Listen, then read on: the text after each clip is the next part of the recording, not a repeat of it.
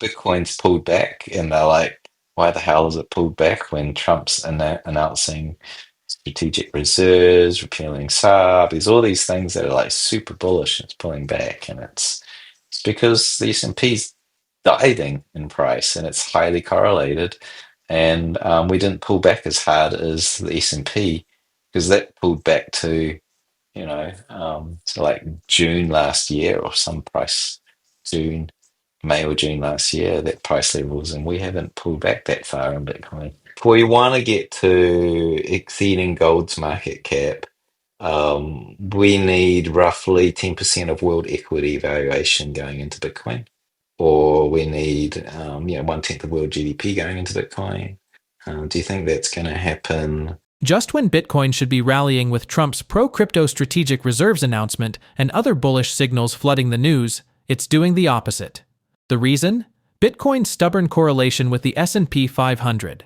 As traditional markets tank, crypto often follows suit, but here's the twist. Bitcoin isn't falling as hard as stocks. While the S&P has plunged to mid-2023 levels, Bitcoin's pullback has been noticeably milder, suggesting hidden strength beneath the surface volatility. Analyst Willy puts the bigger picture into focus. For Bitcoin to dethrone gold as the ultimate store of value, it would need to capture a staggering 10% of global equity valuation, or a tenth of the world's GDP. That's a moonshot ask, but then again, Bitcoin has defied expectations before. Right now, the market is caught in a tug-of-war between macro forces and crypto's long-term potential. According to Willy, the real question isn't just why Bitcoin dipped, but whether this is the calm before the next explosive rally. Keep your eyes on the charts, this could be the dip worth buying. Let's watch clips from Willy explosive interview to gain more insight. Don't forget to like, subscribe, and enable notifications for additional in-depth content. Thanks for joining us again. Enjoy the video.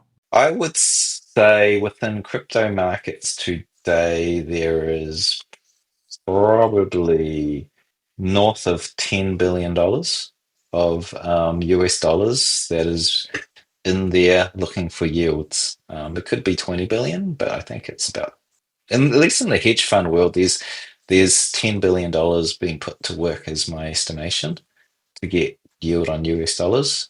And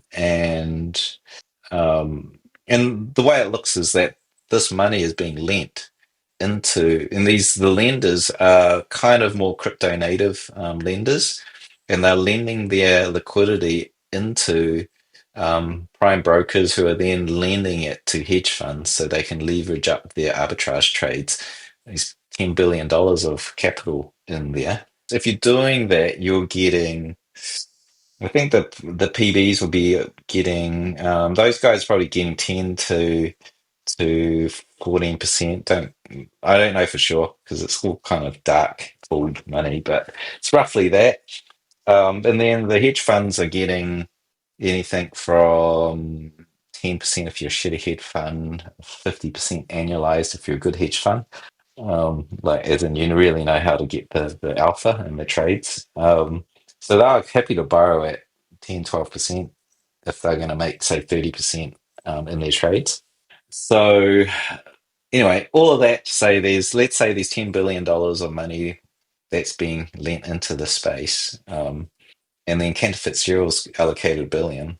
Well, the interest rates aren't going to drop by much. But say $10 billion comes in, then that's going to make a difference. And say $100 billion comes in, and then, whoa, the rate's going to plummet because they're all going to be a race down to the risk-free rate of US dollars. So it'll take, some time, maybe, 18 months.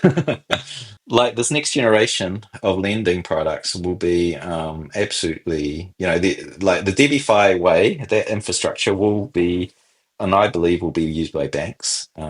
And also banks will use, institutional grade custody to hold, and they have to abide by the regulations of custodians and banks. And so it's different. It's become TradFi levels of disclosure. We've been told TradFi is really bad after 2008, but actually, as we've seen, crypto is worse. Actually, there's a lot of crypto that poses to be, decentralized, but it's not. It's unregulated entities behind it doing whatever they want. There's not even regulations. What happened in 2008 was a dismantling of very good regulations so that people, bad actors could make a lot of money as those regulations got dismantled. Um, and so, but this, custody, is pretty tight.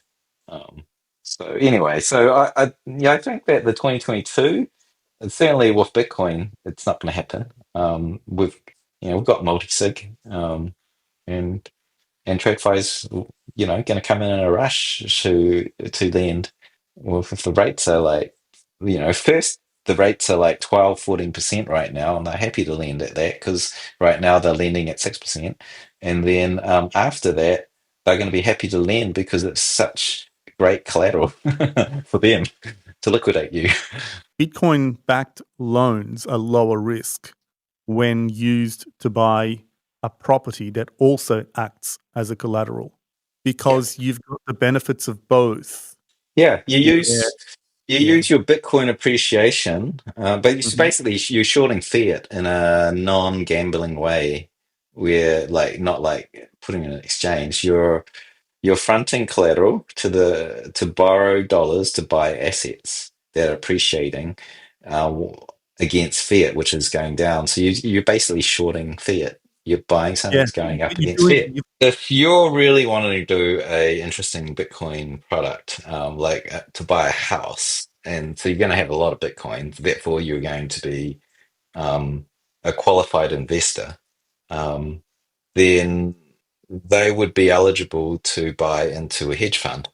Now, hedge funds are compliant to all manner of regulations, and they have now, do a hedge fund. This was all worked out in the 90s, right? With when hedge funds, like the days of Madoff and all this. There's, there's all right. Number one, the accounting. The accounting is done by a third-party fund administrator. They are overseeing every single trade that the hedge fund is doing, so that the reporting comes from someone else. And then every year you get an audit over everything. And then the whole thing is open to due diligence. You can send a ODD provider, operation due diligence provider. You can go through a fine-tooth comb of how every single thing is done. How do you value these assets? Who has the keys or signatures, the bank accounts? Who are the independent directors? Which jurisdictions? You can just go down, down, down all the ways in which, through malice or incompetence, this hedge fund can lose money.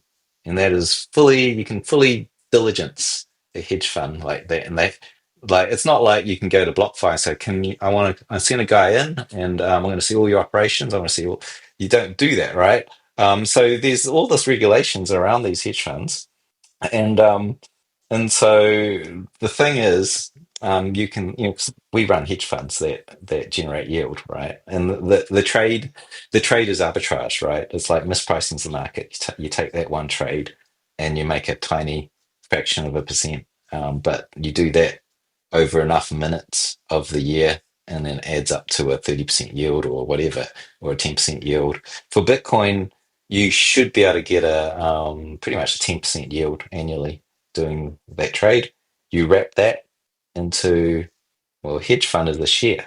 You buy a share in a hedge fund. That's an equity. Now the trick is, can you make that equity collateral with a bank? If you can achieve that, then you're basically buying Bitcoin shares. Now you're a Bitcoin OG or maxi hodler, and you say, I don't want to ever give my keys out. But if you're going to borrow money, you're basically signing off your house to the bank. They can take claim of it. So if you actually want to borrow money, you would then sign it off to the bank and let the bank custody the shares in this hedge fund, which is now generating 10% return. And then you're borrowing Lombard loan rates are around 6%. You're borrowing at 6%. And the LTV of maybe 3 to 1 for every, so say you got $1 million that you want to borrow, you have to front $3 million of Bitcoin. You're making 10%, so you're making 300,000. per year of gains in the yield of that in your security, which they have as collateral, and you've got to pay an interest rate of 6% on 1 million, so 60,000. $60,000 is your interest bill, and you're making 300,000 per year. This is putting your Bitcoin to work. Work it all out, 3 to 4 years. That $1 million you bought a house with it is paid by your Bitcoin. A tidal wave of institutional capital is surging into crypto, with hedge funds capitalizing on arbitrage for 30% plus returns. This isn't the chaotic 2021 DeFi era. Regulated players are now entering, and once banks step in, rates will inevitably drop. Smart money is already pivoting. Bitcoiners are leveraging Bitcoin as collateral for real-world assets, earning yield while betting against fiat. The next phase of crypto will see it become a legitimate financial tool, far beyond a mere gamble. Though Bitcoin is seen as invincible by many, the threat of quantum computing, coding vulnerabilities, and nation-state interference is more real than ever. While developers scramble to implement critical upgrades, Ethereum and altcoins face a harsh reality. They are apps, not protocols. However, when compared to traditional assets, Bitcoin remains the ultimate survivor's bet.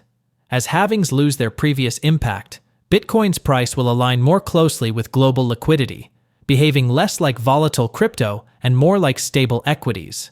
According to Willy, the current quiet period is setting the stage for Bitcoin's explosive rise as it quietly prepares for its next big leap. Let's watch more clips from the interview. I think people are way too sure about Bitcoin. I think that Michael Saylor is way too sure about it. I think most people are way too sure about it. You talk to any core dev, um, well, not any, but like they're always grappling with all the problems that they're dealing with in the technical underpinnings.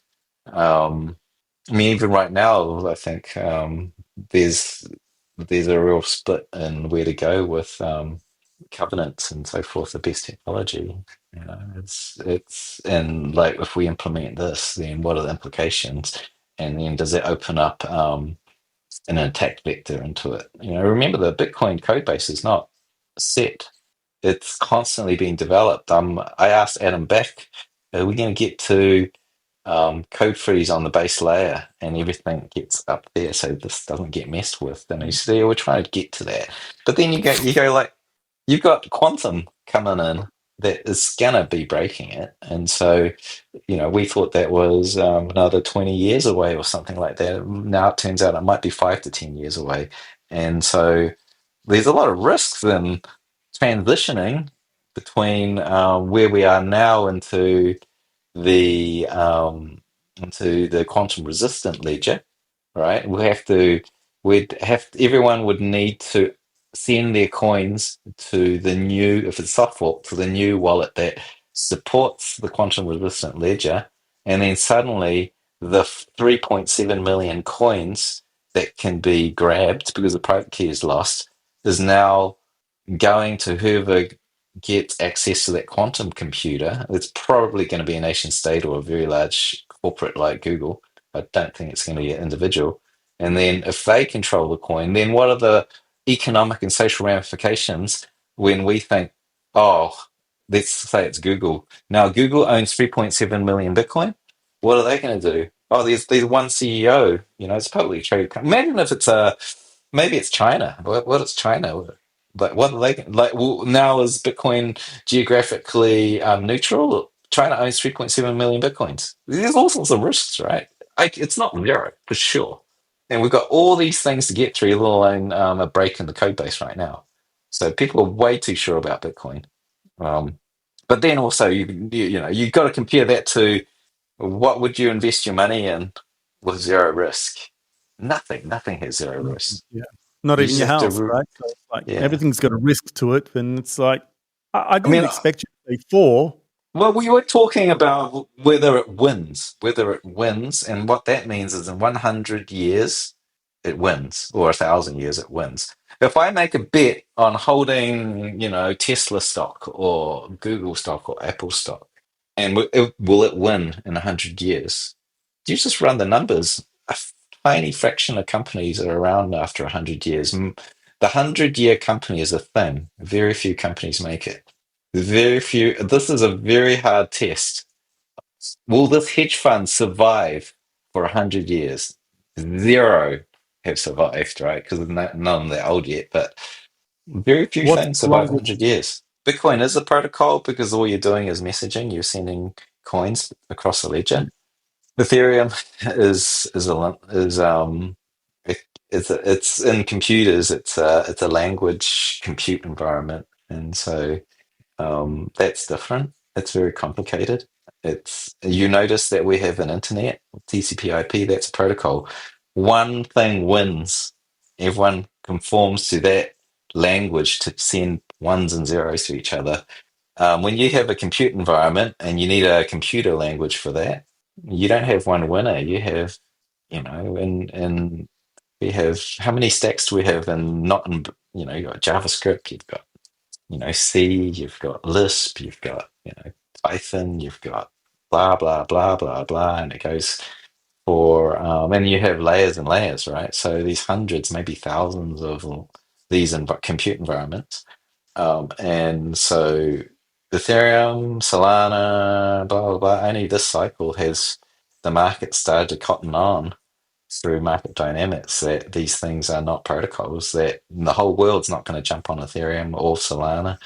Like finally now Ethereum has had the share market cap with Solana as they're getting traction. What should Bitcoin dominance be? Well, at a very, very basic world of only crypto, it should be 50%.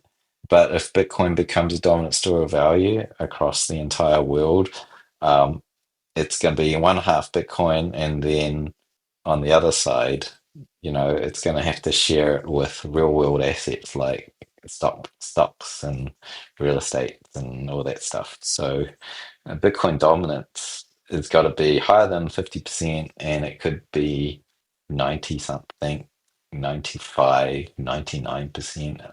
I don't know. Panning Willie, forward 100 years. Well, I said last time, 4 years ago, that that would be the last cycle. And then after that would be a random walk based on the adoption.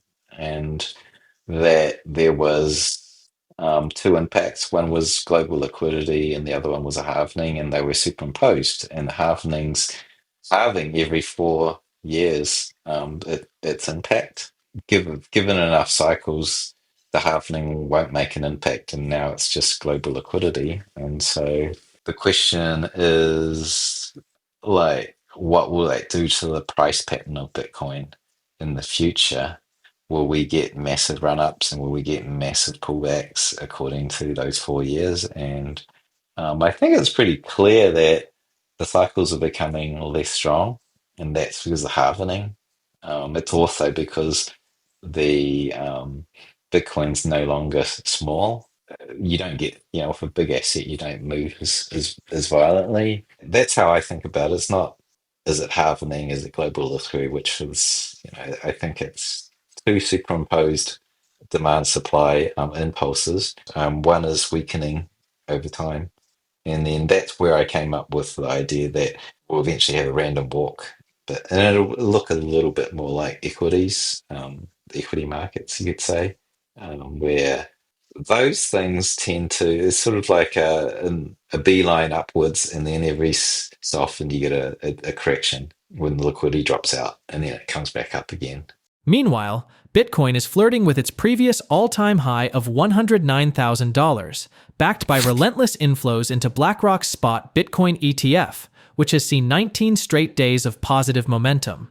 The rally isn't isolated. Altcoins like Ethereum, Dogecoin, Pepe, and Cosmos are also surging, with Ethereum breaking past $2,600 and Doge reclaiming $0.21. Analysts debate whether this marks the start of a true altcoin season, but skepticism remains given altcoins' underperformance relative to their historic peaks. As Willy Woo has noted, Bitcoin's price action is increasingly tied to institutional demand rather than just retail speculation. However, technical indicators suggest a potential short-term pullback, with the RSI in overbought territory. Key support levels lie between $100,000 and the 20-day EMA, $96,626. A decisive break above $109,588 could propel Bitcoin toward $130,000, while failure to hold support risks a drop to $88,962. Altcoins, meanwhile, face their own battles. Ethereum must defend $2,320 to sustain its rally, while Doge and Pepe test critical breakout levels. Cosmos's breakout above $5.15 hints at a trend reversal, but bears lurk below. The market's optimism is palpable, but seasoned traders know volatility is never far off.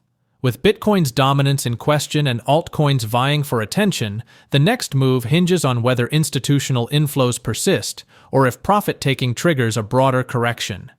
One thing's clear, the crypto market is heating up, and the coming weeks could define the cycle.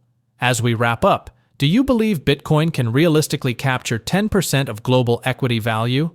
Let us know your thoughts in the comments below. Share this video and hit the like button. Thanks for watching, and don't forget to subscribe.